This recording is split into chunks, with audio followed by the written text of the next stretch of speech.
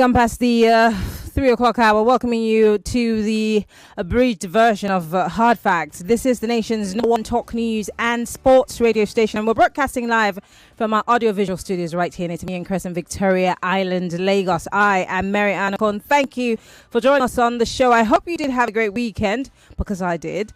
Limping on one leg, but that's fine. Anyway, it's so good to have you join us. A lot has happened all through last week into the weekend, and then, of course, every brand new week we get to unpack those things. And one of the biggest of those stories is obviously the former military head Ibrahim Badamasi Babangida's book launch that drew the creme de la creme of this country, and even outside of the country. We saw former President John Akufo-Addo, I think that's his name, and several other people, as guests at that book launch. He'd call it a memoir, things as he recalled it when he was a military head of state. Now, what we're going to be talking about today is obviously the reactions of Nigerians, because social media was agog, and I was one of those people who were there talking, people giving their thoughts on what they thought of his admission to what happened while the country was under his watch. And that's why I'm bringing my guests here on the show today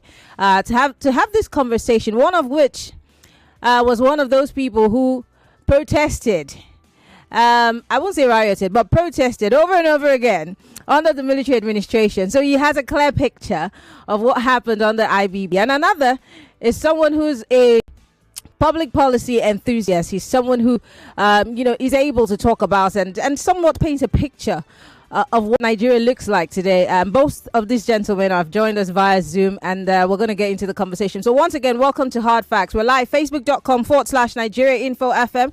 We're also live on YouTube, Nigeria Info FM. I'm going to introduce my guests right now. Eugene Abels is the executive director of the Extra Step Initiative. I like to call him the political rasta, because that's what he's known for. He's the one I'm talking about when we say those people will get coconut head at the time. Yes, he's here. Eugene, it's so good to have you join us. Good afternoon. Thanks for having me. All right. And we're also being joined by... Can you hear me? Yes, I can hear you. We're also being joined by Aniekan Joseph, who we've had here before, and by popular demand, we brought him back because of his analysis. Aniekan, it's so good to have you join us. Welcome and Happy New Year. Happy New Year. Glad to be here. And I wish you a speedy recovery on that knee. Thank you very much. All right, let's go straight into the conversation. Lagos, we're live by IBB. He Osibajo, would not... Let's see. I'm having problems with that audio. Let's try again. It was former President Babangida who played a key role in the coup that brought President Buhari to power in 1983. And later, in another coup that removed him and brought Babangida himself into power. Yet today, President Buhari is represented at this occasion, celebrating the man who overthrew him and detained him for 3.5 years, his one-time old adversary, former President Babangida. And then, of course, there's a gentleman here who was an elected senator in 1992 in the cause of Babangida's transition program. When Babangida annulled the 1993 election and General Abacha took over and dissolved the Senate, that senator tried to reconstitute the Senate in resistance to the dissolution. He was detained, charged to court. He escaped into exile. Today, he is also here to celebrate with his former tormentors. But as president, commander-in-chief of the Army of the Federation of Nigeria, President Bola Ahmed Tinubu. That's former Vice President Yemi Osinbajo there speaking as the book reviewer. Now let's go to IBB himself. Apologies, our internet is having some issues, so it's a bit wonky, and we've lost our guest. The problem is from us. We're going to try to fix that. But then here is IBB himself, and then we'll try to see if we can get our guest via telephone so we can set this conversation rolling. Remains that the administration that devised a near-perfect electoral system and conducted those near-perfect elections could not complete the process. That accident of history is most regrettable. The nation is entitled to expect my impression of regret.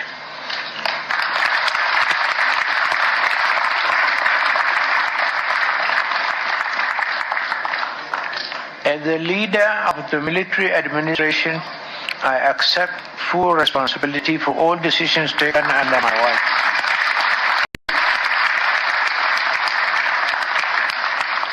And June 12 happened under my watch. Mistakes, oversights, and missteps happen in quick succession. But I say in my book, in all matters we acted in the supreme national interest so that Nigeria could survive. Our nation's march to democracy was interrupted, a fact that I deeply regret, but Nigeria survived and democracy is still alive, a testament to our resilience and commitment. A testament to our resilience and commitment. Is it yet Nigeria survived? A scripture comes to my mind, and for those of you who are not Christians, please forgive me. I would explain. Shall we continue in sin that grace might abound? In other words, we'll continue to rape this country, but it will survive. You know, we can go through anything. When are we going to change things? Now, there are so many arguments as to why this book was released now, why he's decided to take responsibility, yet seem to be pushing the buck. These are questions I want to ask my guest. Now, as soon as they join, I think we've got Eugene joining us right now. Let's start with Eugene Abel, and then we're going to try to get Aniekan joining us. Eugene, can you hear me? Very well. Perfect. Eugene, I want to start with the question that, everyone's asking. Why now? Why did IBB choose this 2025 under the Tinubu administration to release this memoir? Why not under the Buhari administration? Why did he take 30 years? And why is he saying, well, I take responsibility, but it wasn't really me? What did you deduce from all that transpired at that event? First of all, there's, even if you had done it 10 years ago, people will say, why now? So the important thing is that he's had the courage to write it, number one. I am very grateful for that. I think we should be making mandatory that if you want your presidential library, you must document everything that happened on the watch. And we should take the step further that the certain information must be declassified so that it can be open to public scrutiny and knowledge. Why now? Whether every book written has a bias, but the important thing is that it is written. And then it enables you now to have your own perspective about that person's story. So there's nothing. Okay, I think we're back on Zoom, so I'll just let you come back on Zoom. Are you there? Can you hear me? Yeah. Perfect. Okay, yeah. Let's go. Yeah, so like I was saying earlier, the why now, the time doesn't matter. And the important thing, he's alive to defend himself. And he wrote the book. And as a lover of history, you made me, it was interesting. It's interesting that he has written it. And reading the book, because of you, Maryann, I didn't sleep last night.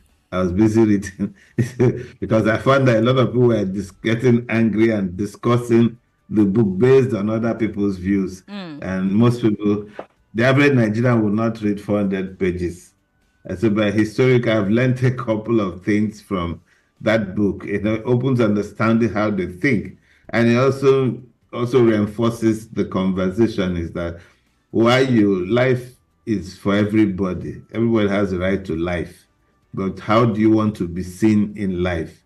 Do you want to be seen as an actor, an influencer, or you want to be seen as a footnote? These were boys. Rural boys who grew up to be men and decided to be a landmark in the history of Nigeria. So it's interesting. I love the fact that he's written it. And so it gives room for further research, for others to tell their story. I think me and Maryann and my brother might have to go to court to compel Gowon to do his own. Before we get to that part, because I a friend of mine who's an investigative journalist posted something which we'll talk about. But let me come to you, Aniekan. You and I may not have been there. We may not have been as old as Eugene Abel was, old enough to understand the politics of the times that IBB. I mean, I was old enough, but I think I was in secondary school, thereabouts. But when you saw this book and some of the things that he admitted to, what exactly played out in your mind? Are you of that school of thought that, hey, this man is admitting to truncating democracy, so what do we do with this information?